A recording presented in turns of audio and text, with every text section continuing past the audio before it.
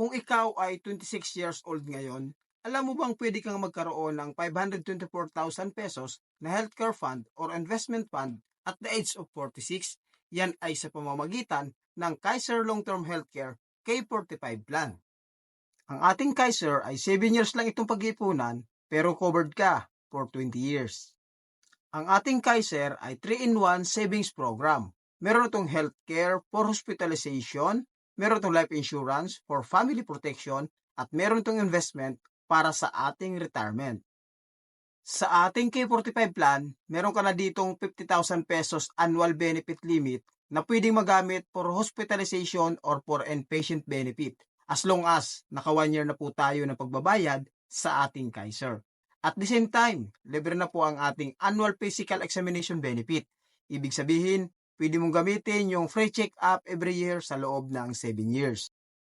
And ang ating Kaiser K45 plan, meron itong life insurance na 202,500 pesos kapag natural death, long as nalampasan na natin yung 2 years contestability period.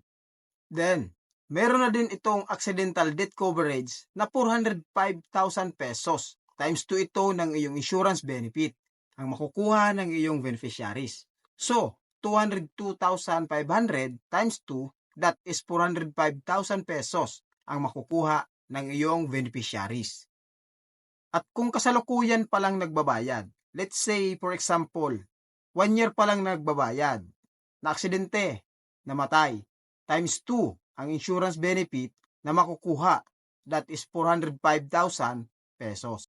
Pangalawa, na itatransfer yung policy sa number 1 beneficiary, fully paid na po.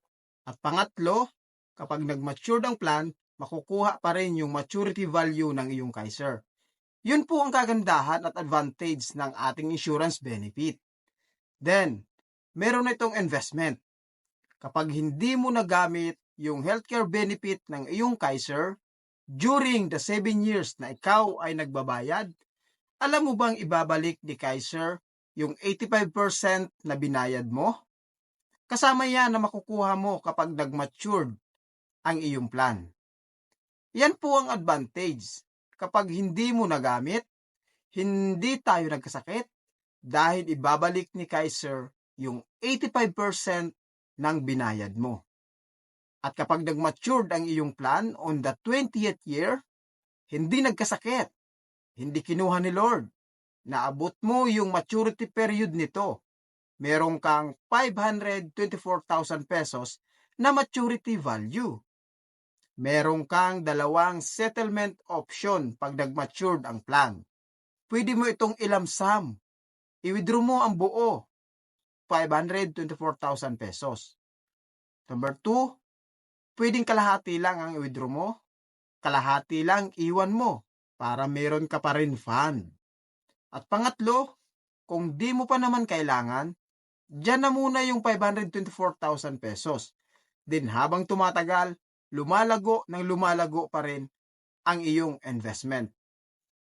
At halimbawa, gusto mo itong kunin at the age of 60. Alam mo bang may projected value na ito na 1.9 million pesos? Ano lang ang ginawa mo? Nag-save ka lang ng 7 years sa K45 plan.